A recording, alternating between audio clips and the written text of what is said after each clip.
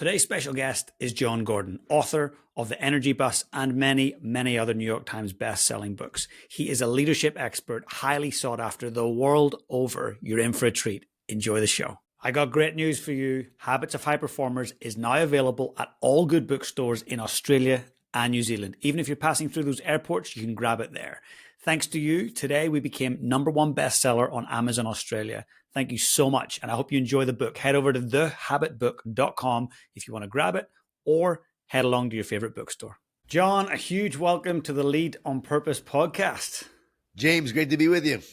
Oh, I'm so glad to sit down with you. I've been reading your books for years. In fact, The Energy Bus is what kind of introduced me to your world. And I brought that into some of the teams that I work with.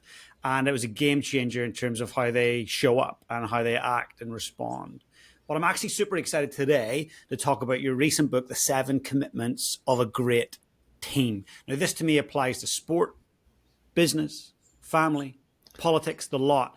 And the way that you are able to articulate what makes a great team is super powerful. So just to get the ball rolling, what's one word that you would use to define a great team? Connected. The more connected you are, the more committed you will be. You'll never have commitment without connection. So a team must be connected. That gives them greater commitment, and they are now fighting for each other instead of against each other. Beautiful. So we can try all these tactics and try and get commitments, etc. But until we've actually got authentic connection, we shouldn't even bother.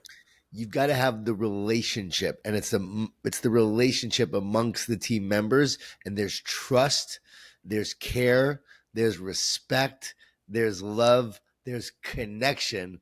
Now that team becomes one. It's all about oneness, James. Am I one with my team, or am I separate from my team? Is the team disconnected and divided? If they are, they'll be weak. Are they connected and united? If they are, they'll be powerful. I want to talk about that in a minute, how we create deeper connection. But what do you think is the biggest lie teams believe about success? They believe that a team must be talented to be successful. And talent is important. You got to have talent. But it is your culture. It is your relationships. It is those commitments that will drive talent towards greatness. So team beats talent when talent isn't a team. Give me a team that is really committed, connected, gritty, fighting like crazy, and give me a team that's talented but very disconnected and divided. That team that's really united and connected will outperform the more talented team. You can see this even in kids sport, Jon. You know, when you got a little kids team who are really connected, but they might not have the best players or whatever, they still manage to pull through. Oh, yeah. Now, if you have talent and connection, look out. That's where a team that's not as talented, but they're really connected, goes against a team that is really connected and also talented. Then that talent and that team wins. And that happens often because if you have a lot of connection, a great connection, but not a lot of talent, then, you're going to be the best you can be, but you're just not going to be great. Yeah, of course. And you used the word culture a second ago. I love this word. And, here in New Zealand, we often look to the All Blacks, who are world-class at what they do in rugby, and they tend to have a world-class culture. So you've worked with some of the top sports teams in the world, and military and business. You know all about culture. So when you look at the difference between good culture and great culture, what is it? Well, let's define culture first and foremost. And by the way, the book Legacy was incredible. That's about the All Blacks, obviously, and a great book. But it's all about essence. Culture is the living, breathing essence of what an organization or team values, believes, thinks, says, and does. There's an essence that creates the culture. And it comes from the leadership and the people on the team. That essence that you're living and sharing and believing and valuing every day, that's what permeates, that's what spreads, and that's what is ingrained in everyone, in the hearts and the minds of the people. And that's how you get a culture. So what am I valuing each day? What am I believing each day? What am I saying each day? What am I doing each day? That creates your culture.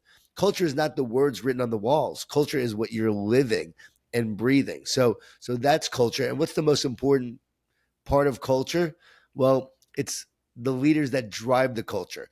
Your culture's essence will come from the leaders and their essence. So that's why you have to make sure that everything that you're talking about in terms of what you believe and value and say, that you're actually living. And the best leaders, they have that essence that permeates, that comes through, and people receive it and they know it's real. They know it's genuine. So when I meet with leaders, I say, what do you want your culture to be about? What is important to you? What are the characteristics that define you? And then also, when you're looking for team members, what characteristics define those team members? When you look at those characteristics and the values and the qualities of those people, what you're looking for in others is usually the core values that you want for your organization and your team, which is interesting. It's a great way to look at it. I just did this exercise with an NFL team and the head coach, and it was a new coach. So we basically sat down and mapped out and created his values that are going to define his culture going forward. It's going to be so exciting to watch this culture come to life after doing this exercise with him. I love that. And I think it's so important that the values that a head coach defines, that it truly resonates with him. He's not doing it for someone else or doing it for the brand. It's actually, he believes in them. Right, because a lot of times, like, oh well, this sounds good, and I like that word, and well, we should be about that. No, what are you about? What are you gonna live and breathe every day? Like James, I am love tough. I'm all about love, but I am tough. I am a challenger. I'm a fighter. I'm a gritty competitor. Most people are surprised when they think of Energy Bus. They would not know that I'm a guy that's a really big competitor. You get me on the pickleball court, and we're going after it because I want to win.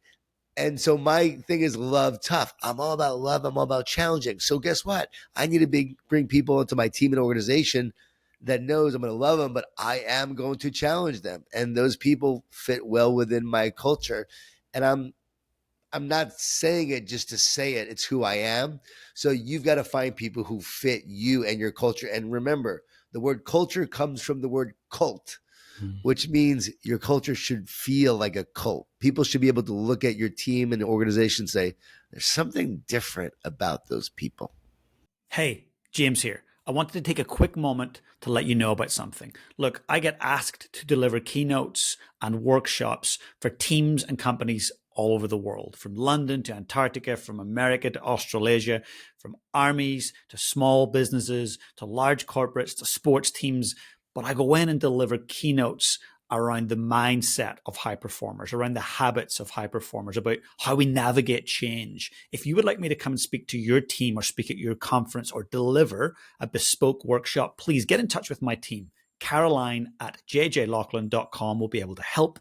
I'll also make sure that we put that in the show notes.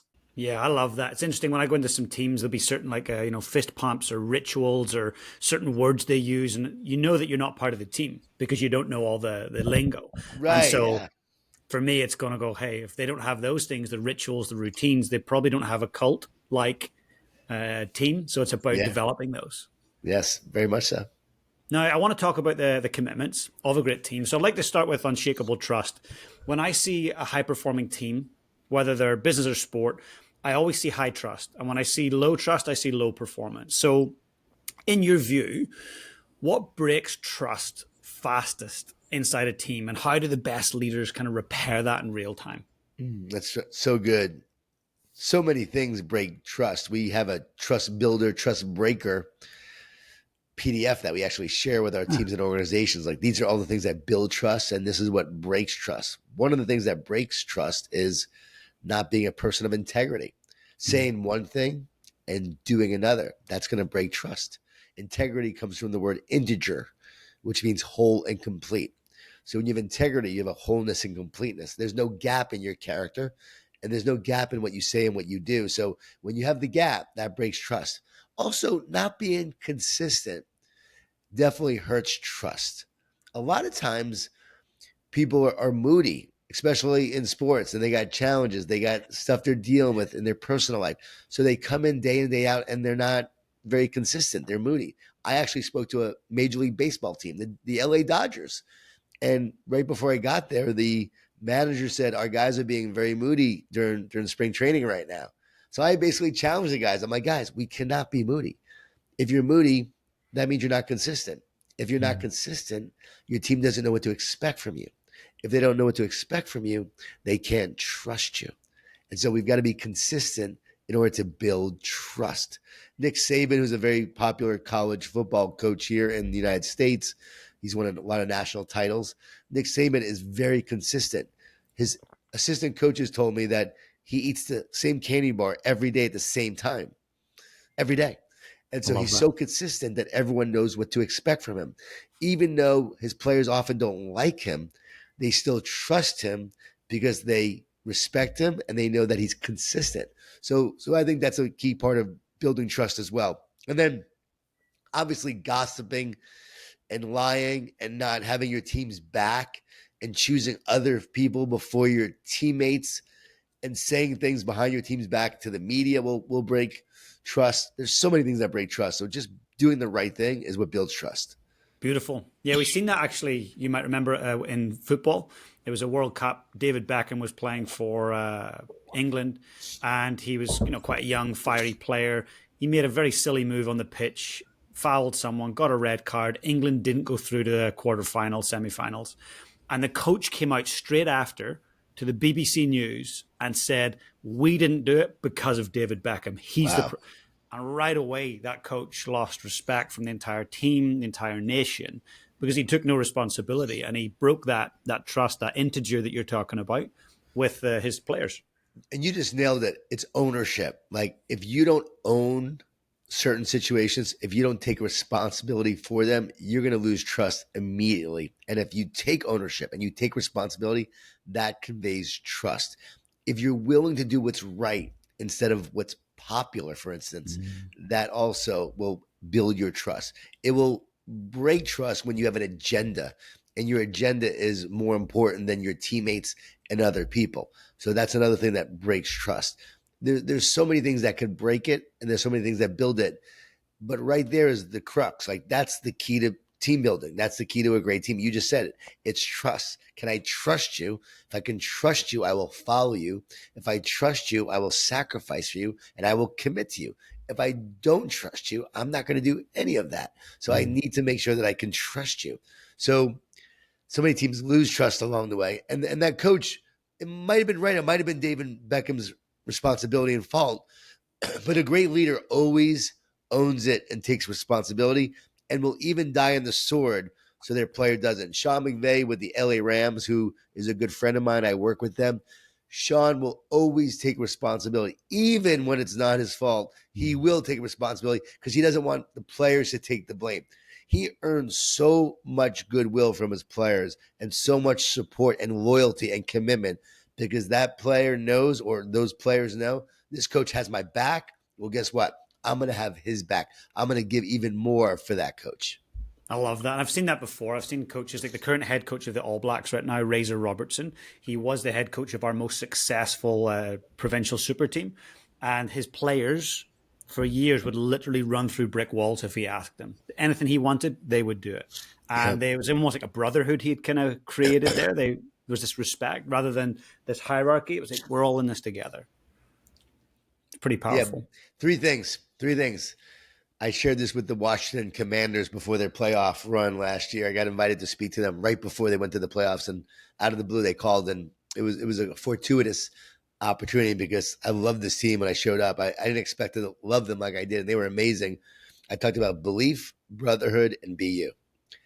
You got to have belief, optimism, and belief going in, and your belief must rise higher as the stakes and the challenges grow. You got to rise with your belief.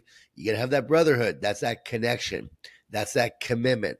We are a brotherhood. We're fighting for each other. And BU is that authentic power within you that is greater than your circumstances. The power within you to take on the challenge, to overcome, to persevere, the grit to be successful. Just be you. Don't worry about what anyone thinks. Don't worry about what the world is looking at. Don't worry about the outside noise. You just be you and show up and then be your best you. I love that. What you just said, John, I was sitting on a stage last Thursday with the current world bantamweight world champion boxer. Okay. And she said exactly that. Oh, man, I wasn't going to say anything wrong to her. She would take me down, man. But she was like, be yourself. Like, be your whole self. And you have no fear, no shame when you be your full self. So I totally resonate with what you said. You said one other thing right at the start of that. And that was around positivity. I believe in learned optimism, be positive, choose positivity. So positivity as a competitive advantage is one of the commitments of a great team. So you've always championed optimism. In fact, Energy Bus is arguably the leading book on the planet for Yeah. championing optimism. But how do you stop positivity from becoming toxic or performative? Hmm. I don't think you stop it. If it's positive, it can't be toxic. So the term toxic positivity shouldn't even exist because if it's toxic, it's not positive. Let's call it what it really is. It's a lack of empathy. It's a lack Mm, of care. It's not meeting people where they are. It's glossing over things and just saying, "Oh, just be positive. I'm not listening to you. I'm not hearing you, and I'm not there through your challenge, through your circumstance. But when I meet you where you are and I understand the challenge you're going through, I can then hopefully encourage you and lift you up. But I'm not glossing over things to say, oh, just be positive. So we don't stop toxic positivity. We are just real and positive, loving and positive, mm, optimistic and positive, caring and positive. People always say to me, James, it bugs me like crazy. They go, well, how do you navigate positivity and being real? As if being positive is not real. No, it's about looking at the situation, looking at the challenge and the adversity, and knowing we have to find a way through this and mm, over this. Somehow we've got to overcome. We've got to navigate this. Positive leaders always find a way forward. Positive teams navigate negativity, losses, setbacks, and challenges to rebound, to have grit and perseverance and find a way forward and create more success. So it's about looking at the challenge in the situation and believing we can overcome, being optimistic that the future is going to be better than today, that the setback will not define us, that loss, LOSS, stands for learning opportunity, stay strong. So mm. I believe positivity is the way forward. It is the competitive advantage. And toxic positivity is really just words that somehow the world has started to use to actually take down the positivity movement. It's folks who are negative out there who actually want to derail positivity because they're so negative. It's like, no, let's call it what it really is. Optimism, belief, resilience, grit, overcoming, and all those characteristics are what we need. And I know you know this, you champion this as well, and you believe this. It's like, what's going to make you perform at a higher level, being negative or being positive? And I'd rather delude myself into believing I'm going to be better than I am and then I'll play better because the research from Duke University shows that optimists work harder, get paid more, and are more likely to succeed in business and sports. With They're the way more research, fun to be around, John. yeah, more fun and more positive and more optimistic. But because the research shows, because you believe in a brighter and better future, you take the actions necessary to create it. But here's what the researchers said: these people deluded themselves into believing that it was going to be better. Deluded. They use the term delude. Belief is just actually deluding yourself towards a better outcome. That's beautiful. I love that delusion and belief. Like there's a connection, but they're two very different ways. Like the perception shapes the reality, right? Yes. I Yeah, love perception that. shapes the reality. Yeah, what is our perspective?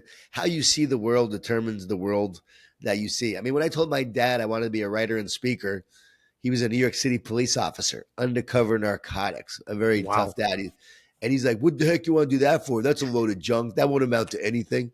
My dad had a perspective like people in my family where we grew up do not have dreams like that. No, we have to be practical. You're not going to be a writer and speaker. He saw it as a waste of time. I had a different perspective. My perspective fueled me. If I would have listened to him, I would have not have continued on. I call my dad an energy vampire. I love my dad. He passed away 9 years ago. I miss him like crazy, but he had a negative view of the world. I had a more positive view of the world.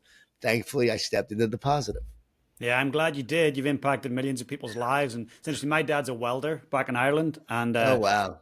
again, very different outlook. And the thought of Yeah. speaking and authoring, like, yeah, very strange. So, yeah, Yeah. I He's think like, my what? family look at me.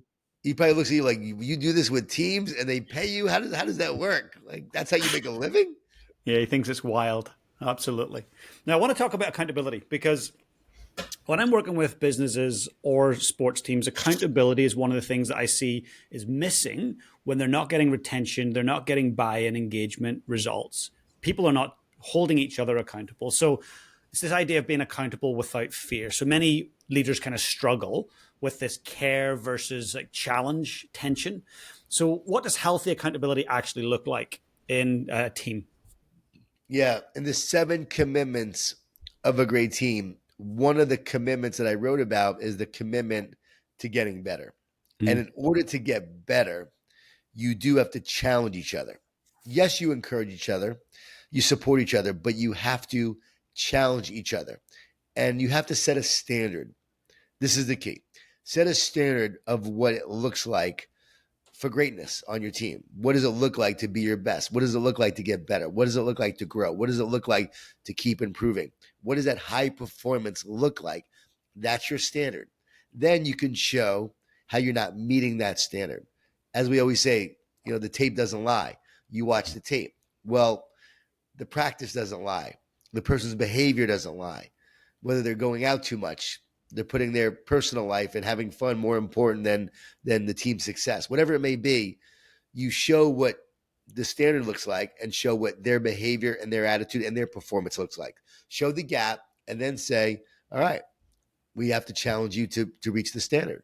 We're going to encourage you and support you, but we got to challenge you and push you, or you won't be on the team, or you're going to not be a starter on the team. Whatever it may be, we need you to meet and reach the standard. So once you lead to the standard, everything is so much easier when you're pointing out what the standard is, what the expectations are.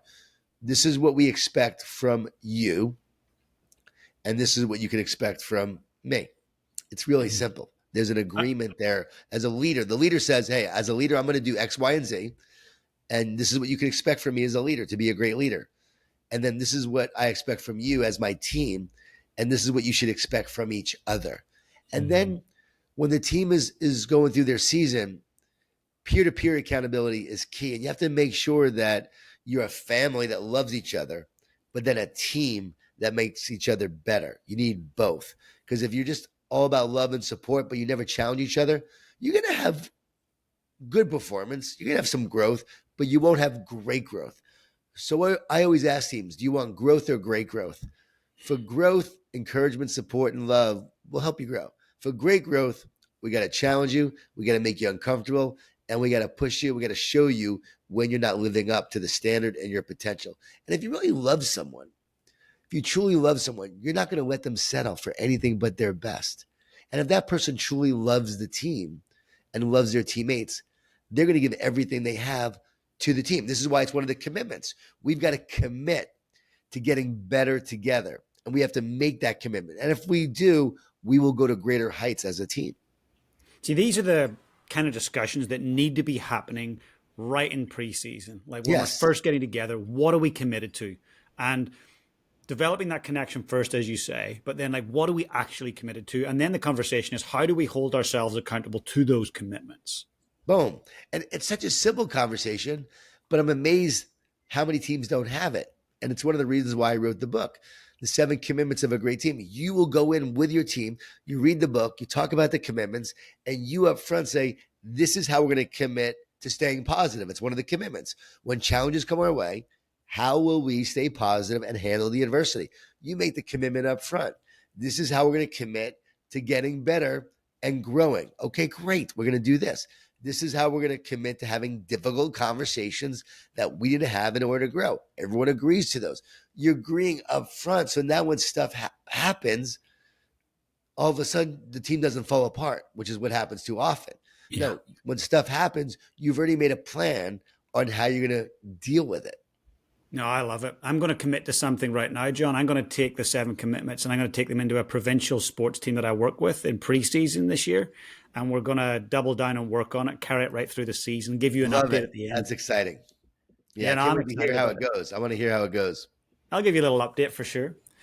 Now, this idea that, teams, great teams, excellent teams commit to giving their best. I mean, I firmly believe in that. And standards are important in this because the standard they walk past is the one that they accept.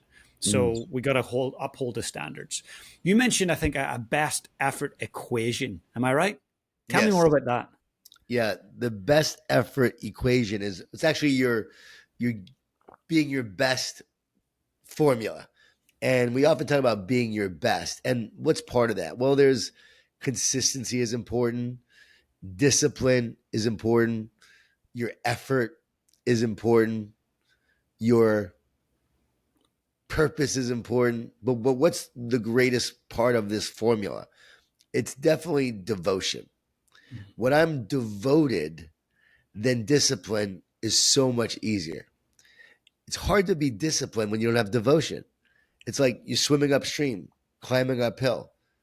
No one had to make Tom Brady throw the football. No one has to make the best soccer player in the. Who's the best soccer player right now in the world? You know, you got Ronaldo, a Messi. Yeah. No one had to make Messi practice, right? He's devoted to his craft. He's devoted to his sport. He loves it. And in that devotion comes discipline to be great, discipline to get better, discipline to practice. And so often coaches are yelling at their team saying, you got to be disciplined. You're not disciplined. You're not disciplined. No, let's go to the heart. Let's go to the person's driving force. Let's go to their essence. That devotion, if they're truly devoted, will drive their discipline. So to be your best, you've got to have the devotion. You got to have the effort. You got to have consistency. You got to have the discipline. But you got to have care too. That caring more is key. Like great teams, great leaders, great performers, they care more than everyone else. And because they care more, they do more. So devotion and the caring part is what will drive the other factors of being your best. That's so powerful. It's interesting as you were sharing that, connected me with just a past memory. So, as a kid, all I wanted to do was become the world solo drumming champion, and so I was like, I got to do it. So I was devoted, ridiculously, obsessively, to winning this world championship. So I get to win the world championship at 13, again at 14. Then I get to come to New Zealand, 12,000 miles away from home. I arrive here as a teenager to try and help a school become the first ever world champions from New Zealand, to go to Scotland and win the world championships. And I thought it's all about skills. Like they've got to be disciplined. I did exactly what you said. So I'm 18, 19. I'm like, you got to be disciplined. Give them the skills. They go to the world championships and they come third. I'm like, okay, that's close, but it's not a world championship. We come back and I go, what was missing? They got nervous. I was like, okay, it was all a mindset thing. It was all in the mind. So we worked on mindset, developed those skills, went back, came fifth. Wow, we're going backwards. What's going on? And I started asking them, like, what went on? What were you thinking? What were you feeling? He says, James, like, we're too scared. Like, we can't beat the world's best. They've been winning it for 95 years. How can us Kiwis go to Scotland and beat the best at their own game?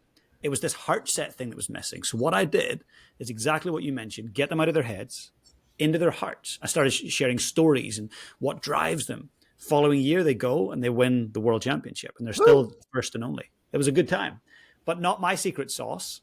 Just the fact that they were able to like uncover those three things. You got to have skills, good mindset, but heart set. You got to unlock that. So that's what you're masterful at. You can help military units, corporates, small teams, large teams, families, sports teams do that. If there was one thing you could show someone right now who's a leader of a team or a coach, what's the one thing they can do to help get people from head to heart? It's so simple. And as you were saying it, I'm thinking, it's my favorite strategy. It's the greatest strategy of all. And what your team needed, what those drummers needed was love, to focus on love instead of fear. They were nervous about the outcome. Their identity was being attacked. We're not enough. That's a place of fear. What will people think? We can't meet these expectations. We can't live up to it, or we're not good enough. But here's the key, and I share this with all my top athletes. Love casts out fear. The minute you focus on love, fear actually dissipates. So to get to that higher state of mind, it's part of the one truth that I told you about to read, that once you start focusing on love, fear divides, love unites and connects. So the minute you focus on love, you're a connected whole individual, more powerful, stronger, higher state of mind, and you're operating from a place of inside out instead of outside in. You're not worried about what the outside world thinks or what anyone thinks. You're worried about inside. Well, you're not even worried about it. You're living from the inside. There's the power, there's the strength, there's the love, there's the joy. And you're just doing what you're here to do, displaying your talent and your gift. The minute I focus on the outside and I'm fearful of what people think, worried about the expectation, worried about messing up, worried about failure. Literally, that fear is consuming me. I'm not going to perform at a high level. But the minute I focus on love, so I tell athletes or any high performer, love competing. Don't worry about Mm. the outcome.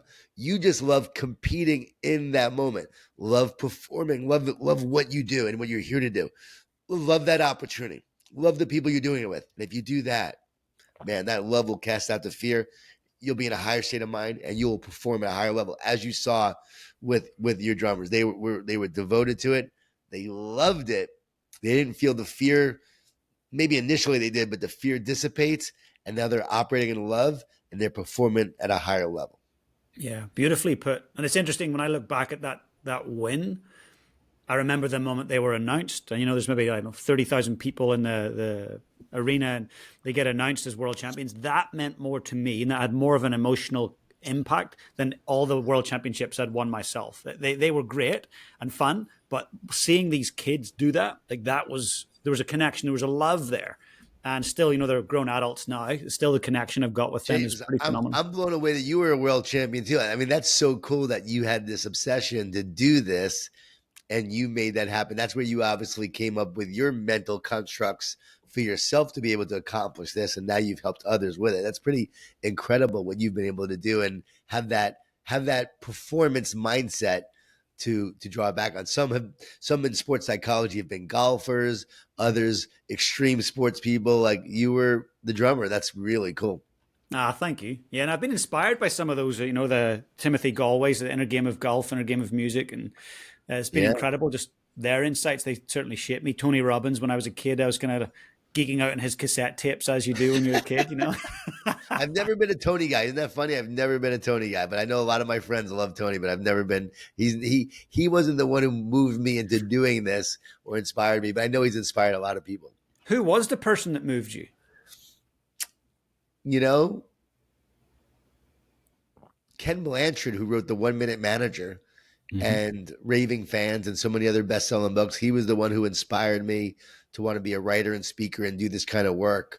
But to be like the on the positive side of things and this encourager, I would just say that was just something that I just started receiving downloads on, and ideas were just coming to me. And then the wild thing is, as I started doing this work, I got asked to write for Norman Vincent Peale's magazine Guidepost Wow. and Positive Thinking magazine. And I never read Norman Vincent Peale's stuff. But then as I did, I read it to prepare for writing these articles for the magazine. I'm like, wow, he was talking about these things 50 years ago, 60 years ago. And I had the same thoughts and the same ideas that would come to me, not having read his stuff. So I thought, well, I know I'm here to do this. This is the energy Mm. bus was something I was meant to share with the world, and I didn't choose it; it chose me, and I'm thankful it did. And it's wild that it chose a very negative, naturally negative person like me to do this work because I'm actually naturally negative and had to work to be positive. But that's what made me a good teacher because I know what it's like to be negative and I know how to overcome it, just like you. So then we can help other people overcome it. Mm. Thank you for sharing that. It's cool to know who informed your thinking. And the energy bus, I'm going to say, I guess, two things to the listener or the viewer right now. One, just go into the show notes right now. And in those show notes, you're going to see two links. One is to buy the energy bus. You've got, it's like one of the Think and Grow Rich is one of the all time, big books. Energy bus is the other one. You've got to have the book. Next, the link in there is to buy the 7 commitments of a great team. It's just going to transform your ability to lead your teams. So, John, I just want to say it's awesome actually kind of going into the thick of what it means to lead. Now, when it comes to sport and things aren't going well and they've got to turn things around quickly, what's the one commitment that's most important? The one that they've got to remember? When you have to turn around things quickly, Mm-hmm. it's definitely the commitment to stay positive through challenges. One in your short term, like in that moment, the choice between negative and positive. But then I would add the commitment to the vision and mission. The minute you face adversity and challenge, it's about looking forward. Why am I doing this? And where am I going? I'm not going to let this obstacle get in the way. When you know your why, you'll know the way. And you're not going to let that obstacle to keep you from going where you want to go. So it's just knowing that, and that vision and mission is like a reminder. It's a refresher. I call it telescope, microscope. Telescope's the big picture vision. Microscope's the zoom focus action. So each day I'm focusing in the short term, but I got to keep my eye also on the big picture when things don't go well and I have that initial setback. So staying positive and commit to the vision and mission of where you're going and why you're going there. Beautiful. And I get a sense from the work that you've done. So you've got, I don't know, maybe 15 books or more, best-selling 32. books. 30, How well, many? 32 total books. 32 total books now. My God. Okay, that just doubles 32. my thinking. This is 30, incredible, right? 32 books. Yeah. So to me, you're not a short game player. You're a long game player. How important is it to think long game and to stay in the game? Oh, it's everything. I mean, a great example of that is I just had an event called Training Camp. It was Jon Gordon's training camp. And I had Sean McVay come, the LA Rams head coach who won a Super Bowl. I had Mac Brown, the legendary football coach at University of Texas, and also North Carolina. This is American football. Then Buzz Williams, basketball coach, college basketball coach. Billy Donovan, who is going to be inducted into the Naismith Hall of Fame coming up. Dabo Sweeney, the coach of Clemson football, 2 national championships. Kevin O'Connell, who just won Coach of the Year for the Minnesota Vikings, came. Trent Dilfer, who's been on ESPN and also a head coach and a Super Bowl champion. Corey Close, the UCLA women's basketball coach. All these people came. Jim Rome, the famous broadcaster, came as well. Jay Glazer, the broadcaster. So it was an event called Training Camp, and they all came and shared. People could not believe that I brought together all these incredible, iconic leaders into one event. They're like, how'd it happen? Like, it was years and years of pouring into them, years and years of investing in them, helping them with their leadership, helping their teams get better. And after all those years, you develop the kind of relationships where when I decided to have this event, I said, hey, will you come speak? Yeah. Love it, John. I'll be there. Yeah, I'll be there. They all said yes. They all said yes. It would have cost $1 million to have them all in one room like that. And I was able to have them all there together. And they loved hanging out with each other. They loved speaking. And I realized that's been my journey of life. It hasn't been a short-term success. It's been a long game, as you just said, a long game of doing the right thing, showing up, making a difference, living 3 words that I wrote about in The Carpenter: love, serve, and care. You love people, you love what you do. You look to serve people, you show you care. You do that, your business is going to exponentially grow over time. Love, serve, care is not the immediate success strategy. It's the long-term success strategy. It's also how you leave a legacy. So that's how I lived my life. That's how I've done it. And this event was the culmination. And when it first started, I had Matthew West, the famous musician, start playing. He came and played music. I cried. I teared up because I'm like, my whole life came to this one moment with all these amazing people who I love, the best coaches in the world, the best leaders, all hanging out together. Boom. Now we gotta do another one, James. We gotta do one like maybe in your part of the world and do a training camp and bring all of those folks together on that part. I'd come for that if we can create something like that. That'd be pretty cool. Consider it done. Let's make it a date. Let's go. Hell yeah. I love that. That's so inspiring. And just bringing that kind of energy into the room, the insights, the wisdom. And you're right. They're not going to just be sharing. They're going to be learning from other great minds as well. So everyone wins in that setting. Billy Donovan came and spoke. Again, he just got inducted into the Hall of Fame. And he spoke and he goes, I'm going to stay. I want to take notes. Amazing. Dabo Sweeney's like, hey, I want to hear Sean speak. I can't wait to hear him speak. They were all taking notes on each other. And the other members of the audience were business leaders. So I brought all these top coaches together. And then the rest of the audience were top business leaders from around the United States and Canada and some other countries. And people were all there to learn and grow from the sports leaders, from the business leaders. Plus, they're all hanging out together. It was a really cool kind of event. We're going to replicate that in Australia, New Zealand, 100%. Let's do it. I'll be there. Can I ask you, how do you do all of what you've done, 30 odd books, impacting millions of people, and still balance your health and your relationships with your family? I walk every day when I get up in the morning. So I walk in the morning and I pray. I practice gratitude. I pray. So doing that every day has kept me healthy. I eat right, which is important. So really eat healthy. After a lot of digestive and gut health issues years ago, it forced me to eat right. So I had to learn how to eat really good, healthy foods and have a proper nutrition. So that's been key. I think that was a blessing, even though at the time it was not fun that I couldn't eat pizza, couldn't eat all the foods that I wanted to eat, hamburgers, couldn't eat. Now I can eat steak. Now I can eat meat. Now I can eat pizza. Now I can eat pretty much whatever I want. But for years I couldn't. So I think that actually helped me stay healthy.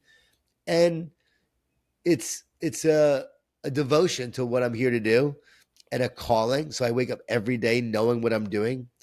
And there's no separation between my work life and my personal life. People say that you should have that, but I don't. This is who I am. This is what I do.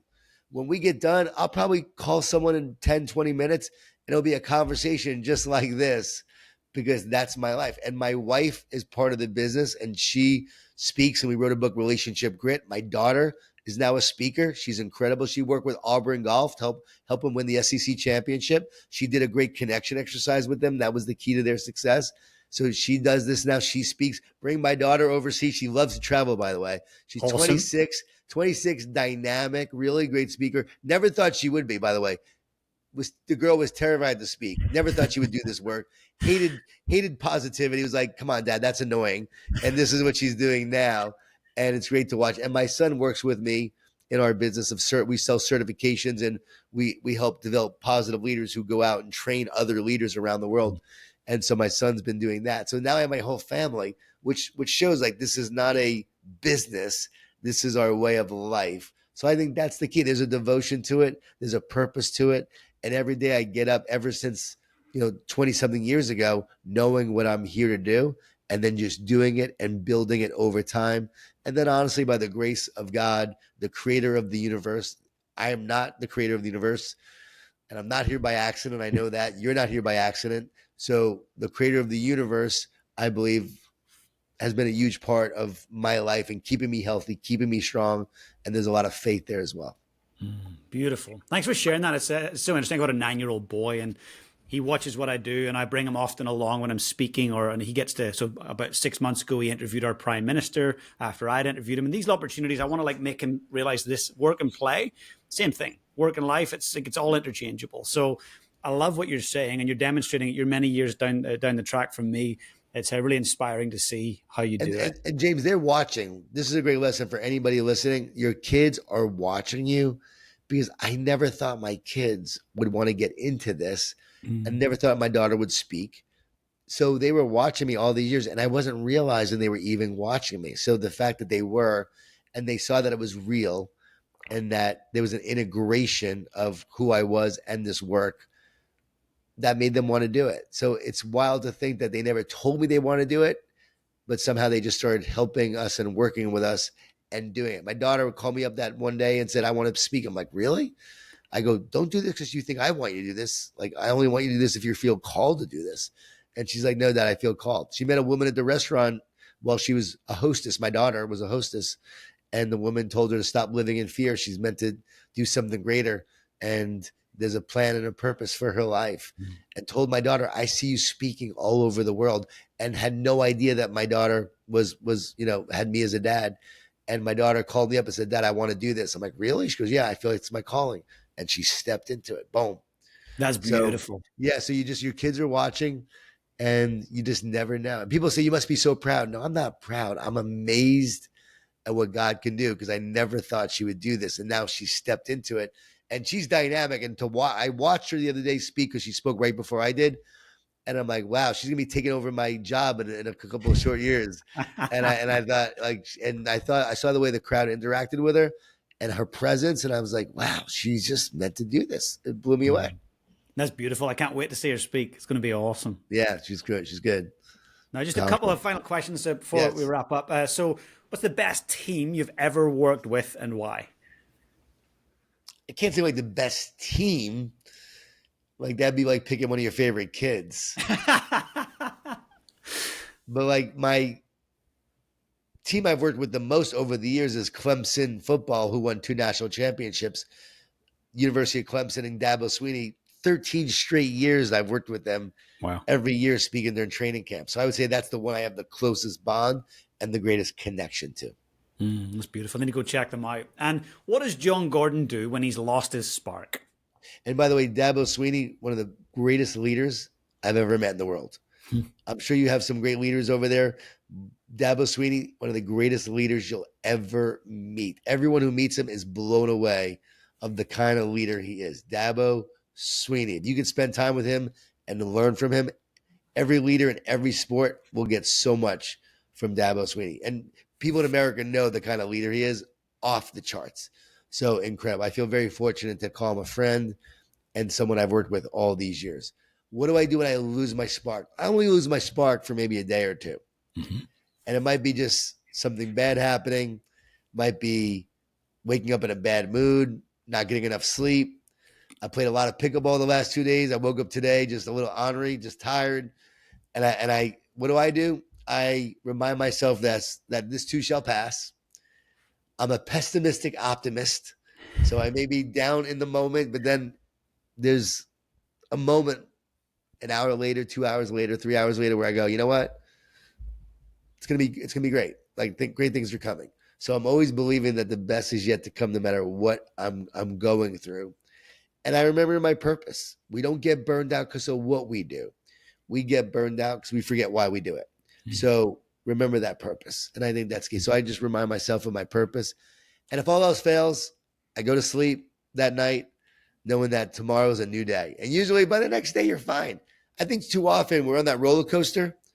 And when we're going down the roller coaster, we think we're going to crash. So we jump off. And a lot of people escape. And they escape with drugs and drinking and all sorts of addictions to escape that low state of mind they're in, that feeling they have. When I'm in that low state, I don't escape. I just stay on the roller coaster. And I just keep riding it. And eventually what happens is you ride it right back up to a higher state of mind. Don't jump off. Don't try to fix things. Nothing's broken. Just stay in the roller coaster. And more often than not, the next day, you're fine. That's beautiful. Such good advice. And it's interesting. I used to use alcohol a lot in my younger years to kind of manage my emotions and stresses and celebrations. But 5 years ago, just over 5 years ago, I decided let's give it a crack with no alcohol. Nice. And my God, it's been a different level of clarity, energy, fun. It's been awesome. Yeah, I don't drink. I mean, I'll have a glass of wine once in a while, maybe a couple times a year. Tequila, maybe a couple times a year, and that's it. You know, a couple of times with my good friend Ed Milet, we'll drink a little tequila together occasionally, very occasionally, but hardly ever drink. And I don't rely on it. And I never do anything to make my mood better. Like my wife will even say, you'll suffer in the feeling you have. And I will, but I think there's value to that. Like I'm not escaping it. I'm moving through it. And I think when we try to fix things or we try to escape, that's what hurts us because we're actually giving power to the circumstance. The key is to know that you are more powerful than your circumstance. And that when you're in a high state of mind, the circumstance actually has no power over you. And when you're in a low state, it has no power over you, but you just think it does. And so you're giving that circumstance power. And that's why you're reaching for that substance. So you stopping drinking, me not drinking, we know that our true power, where it comes from. And every time you turn into something else, here's the key, James. It gives you relief, but it doesn't give you restoration. And we want restoration. And so stop seeking relief. Focus on restoration. Long game again, right? It's not these short wins. Yeah. I love that. Now, one final question. Okay. I want you to imagine you and I going to fast forward many years into the future. You're highly aware it's your very last day here on Earth. And someone very young that you love dearly walks into the room and says, Jon, how do I go about leading my life on purpose? What would you say to them? Wow. I would say first and foremost, I'm eating pizza right now because it's my last day on Earth. So I want to have some really good pizza. What would be the best food that I would have in your country, by the way? What would be something that I would look to eat there? Well, I would say, pizza's a pretty big deal here, but lamb is a very big export from New Zealand. So like a roast lamb would be pretty... All right, I love lamb. All right, give me some lamb and like basmati rice, maybe? There you go. Okay.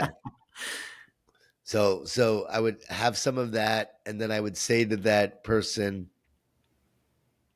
read my book, The Carpenter.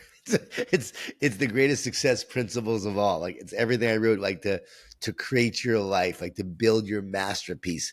I would say read The Carpenter. And I would say